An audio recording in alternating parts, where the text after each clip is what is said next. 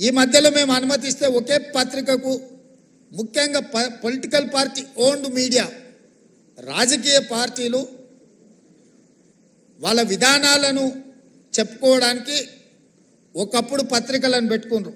అంటే సిద్ధాంతపరమైన వైరుధ్యాలు ఉన్నప్పుడు సిద్ధాంత భావవ్యాప్తి కోసము ఆనాడు రాజకీయ పార్టీలు వాళ్ళ సిద్ధాంతాలను ప్రజలకు వివరించడానికి, ప్రజల్ని ఆ సిద్ధాంతం వైపు ఆకర్షితులను చేయడానికి, ఆ సిద్ధాంతం ద్వారా సమాజానికి మేలు జరగడానికి ఆనాడు రాజకీయ పార్టీలు పత్రికలను పెట్టుకున్నారు.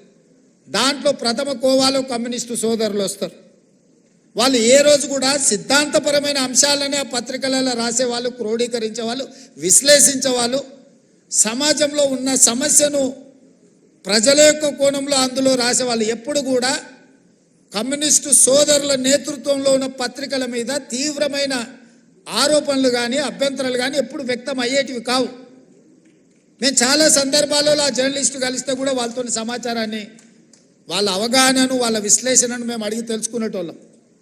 జర్నలిస్ట్గా కార్డ్ హోల్డర్స్ ఉన్నోళ్ళు అందులో జర్నలిస్ట్గా పనిచేసేది, అందులో పనిచేసిన వాళ్ళు తర్వాత కమర్షియల్ పత్రికలకు వచ్చిన కార్డ్ హోల్డర్స్ కొంత వాళ్ళ గౌరవాన్ని కాపాడుకునే ప్రయత్నం చేసేటోళ్ళు.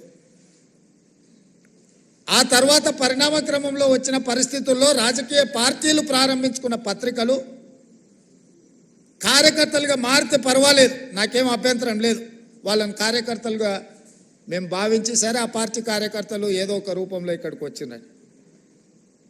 కానీ ఉన్మాదంతో ఎట్టి పరిస్థితుల్లో ప్రెస్ మీటో లేకపోతే అక్కడ జరుగుతున్న కార్యక్రమాలని డిస్టర్బ్ చేయాలన్న ఆలోచనతోనే వ్యవహరించే పరిస్థితులు ఈరోజు వచ్చినాయి. దీన్ని మనం ఏ రకంగా ఎదుర్కోవాలనో మీరు చెప్పాలి. ఈరోజు సమాజంలో కొత్తగా వచ్చిన సమస్య ఇది. రాజకీయ పార్టీలు పెట్టుకున్న పత్రిక యొక్క పాత్రికేయులు అందరన్నీ నన్ను అందులో కొందరు, ఏ వర్గంలో అయినా కొందరు చేసే పనే అందరికీ అంటుకుంటుంది. అందరు ఆ విధంగా ఉన్నారని నేను అనడం లేదు. కానీ ఆ కొందరిని కూడా ఏ విధంగా మనం ఇవాళ నియంత్రించుకొని ముందుకు వెళ్ళాలనో, ఇవాళ పెద్దలందరూ ఇక్కడ ఉన్నారు. 20 ఏళ్ళు, 30 ఏళ్ళు, 40 ఏళ్ళు అనుభవజ్ఞులు ఉన్నోళ్ళు, జర్నలిజం పట్ల అవగాహన ఉన్నోళ్ళు, మా మాజీ పిసిసి అధ్యక్షులు, ప్రభుత్వ ప్రత్యేక సలహాదారు మా పెద్దలు కె కేశవ్ గారు కూడా మీ సామాజిక వర్గం నుంచి వచ్చినవాడు. ఇవాళ వాళ్ళ కూతురుగా మేయర్గా వారు ఇక్కడ ఉన్నారు. ఈరోజు నిజంగా మీరు ఆలోచన చేయండి. గతంలో సెక్రటేరియట్ ప్రజాప్రతినిధులుగా మేమే పోయేవాళ్ళం కాదు. ఇవాళ సెక్రటేరియట్లో ముఖ్యమంత్రి కార్యాలయానికి జర్నలిస్టులు వచ్చి కూర్చొని, అది చిట్ చాట్ కావచ్చు, లేకపోతే ఇంకేదైనా విషయం కావచ్చు, లేదా పత్రికా సమావేశాలను కూడా సెక్రటేరియట్లో పెట్టి మిమ్మల్ని అందరినీ పిలిచి ప్రభుత్వం అధికారిక కార్యక్రమాలను అక్కడి నుంచి మీరు రాసే విధంగా ఈరోజు మా ప్రభుత్వంలో తీసుకొచ్చిన మార్పు, ఈ మార్పు మీకు చేరిందనే, ఈ మార్పును మీరు గుర్తించిందనే నేను భావిస్తున్నా. కానీ ఈ మార్పు సమాజానికి నష్టాన్ని, మా కష్టాన్ని తెచ్చేదిగా ఉండకూడదు. కొన్ని రాజకీయ పార్టీలకు సంబంధించిన పాత్రికేయ మిత్రులు, కొంతమంది మంత్రుల కార్యాలయాలు లేకపోతే ఇతర దగ్గర ఒకేసారిగా చాలామంది వచ్చి అక్కడ కూర్చొని అక్కడ ఉన్న జరగని వాటిని జరిగినట్టుగానో లేకపోతే జరిగితే బాగుంటుందని కొంతమందిని పాసులు ఇచ్చి తీసుకొచ్చి లోపలికి తీసుకొచ్చి అనవసరమైన రాద్ధాంతాలను సృష్టించే ప్రయత్నాలు చేస్తున్నారు. మరి ఇట్లాంటి వాటిని ఎట్లా నియంత్రించాలనో మీరే నిర్ణయించి మీరే వాటిని ఏదో ఒక రకంగా ఒక కొలిక్కి పట్టుకురావాలి. అసెంబ్లీలో పాసులు ఇచ్చినా కూడా అవసరానికి మించి వాళ్ళే వచ్చి ప్రెస్ మీట్ పెడితే కూడా గుర్తింపు పొందిన జర్నలిస్టులకు కుర్చీ దొరకదు. వాడు యూట్యూబ్ అంటాడు, వాడు ఆ ట్యూబ్ అంటాడు, వాడు యూట్యూబ్ అంటాడు, వాడు వచ్చి మొదటి సీట్లలో కూర్చుంటాడు. వాళ్ళు ఏం అడుగుతారో వాళ్ళకి మేము ఏం చెప్పాలో మాకు అర్థం కాదు. ఇది మాకే కాదు, మీకు కూడా. నాకు తెలిసి ఒకప్పుడు నేను చాలామంది జర్నలిస్ట్ మిత్రులు నాకు ఉన్నారు. సీనియర్ జర్నలిస్ట్ రాగానే లేచి కూర్చొచ్చి వీళ్ళు వెనక్కి పోయి కూర్చునేటోళ్ళు. మేము పత్రికా సమావేశం పెడితే కూడా ఒకవేళ డెస్క్ ఇన్ఛార్జీలు లేకపోతే మీ దాంట్లో సీనియర్ జర్నలిస్టులు వస్తే, వేరే సంస్థకు సంబంధించిన జర్నలిస్ట్ వస్తే కూడా లేచి జూనియర్స్ లేచి ముందు వరుస వాళ్ళకి ఇచ్చి వీళ్ళు వెనక్కి పోయేటోళ్ళు. ఇప్పుడు విపరీతం ఎట్లయిపోయిందనంటే అసలు కంటే కొసరోళ్ళది ఎక్కువైపోయింది. ఎవరిది ఏ ట్యూబో తెలుస్తలేదు మాకు. ఇక ఆ ట్యూబ్లో ఎక్కడికంటే అక్కడికి వెళ్ళిపోయి ఏది పడితే అది మాట్లాడితే అక్కడ ఉన్న ప్రజలు ఏమన్నా అంటే చూసిరా జర్నలిస్టుల మీద దాడి అని. జర్నలిస్ట్ అనే పదానికి డెఫినేషన్ ఏందో మీరు డిసైడ్ చేయండి. మేము ఎవరిని జర్నలిస్ట్గా చూడాలో మీరు చెప్పండి. ఎవరు దోస్తే వాడు ట్యూబ్ పెట్టుకొని ఆ ట్యూబ్లో పెట్టుకొని వాడు మెడలో పట్టేసుకొని మెడలో ఇది కట్టుకొని వాడు నేను ట్యూబ్కో జర్నలిస్ట్ అని బయలుదేరితే వాళ్ళు వివరించే విధానాన్ని బట్టి ప్రజలు వివరిస్తారు.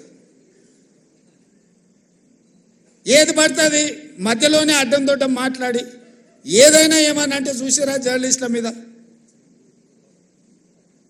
సో ఈ విధానానికి ఎక్కడో ఒక దగ్గర పులి స్టాప్ పెట్టాలి. దీన్ని ఆలోచన చేయాల్సింది మీరే.